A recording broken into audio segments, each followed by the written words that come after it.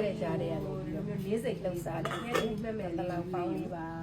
ရှင်းပြီးဒီလိုမျိုးလေးစိတ်စိတ်ထားမှာဟိုတစ်ခေါက်ကတော့တချမ်းစီလုပ်လိုက်အခုစိတ်ပဲစိတ်လိုက်တော့လေးစိတ်ပျော်လေးဖြစ်သွားအောင်ဆက်တာ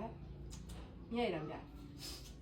မချက်သွန်လေးကိုလည်းလေးစိတ်စိတ်လိုက်ပါမယ်ဒီတစ်ခေါက်ကချက်သွန်အနီလေးတွေလည်းလေးစိတ်စိတ်မယ်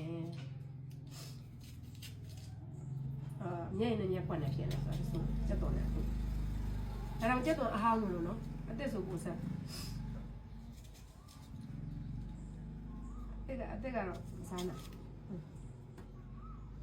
ဒီနေ့ရောငါတလောက်ကလေးနှက်ပါမယ်ဒီမှာငါတလောက်ကိုဒီမှာပေါင်းလဲအသက်ကလေးဝယ်ထားတယ်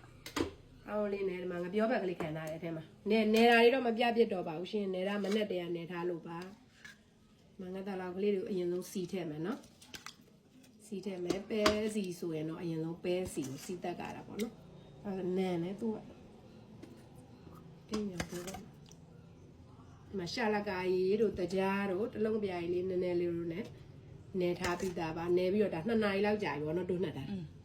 2 နာရီလောက်ကြာပါပြီနှက်ထားတာပါ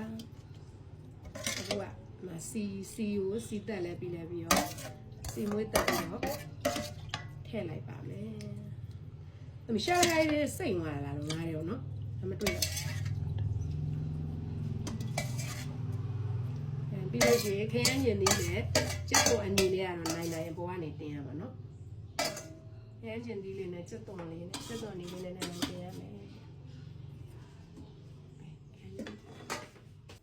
ဒါအခုကလီတာတဲ့ကျက်တော်နဲ့ခရမ်းညင်လေးတွေနန်းညင်ပေါ့နော်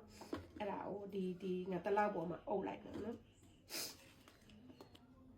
တလောက်ပေါ်မှာအပြည့်အုပ်ချလိုက်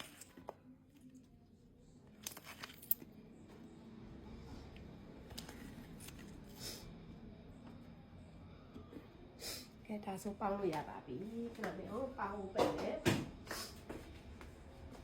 ဒါဆိုရင်ပေါင်းလို့ရပါပြီအောက်ကဟိုကလည်းပေါင်းနဲ့ပေါင်းရတယ်ခဏလေးဖွင့်ကြအောင်တို့တော့တနိုင်လောက်တော့ရှိလားနော်ရှိပြီဒါဖွင့်ကြအောင်မလေးပူတယ်ဟဲ့ပူတယ်နော်ပူတယ်ဒါကြည့်ရ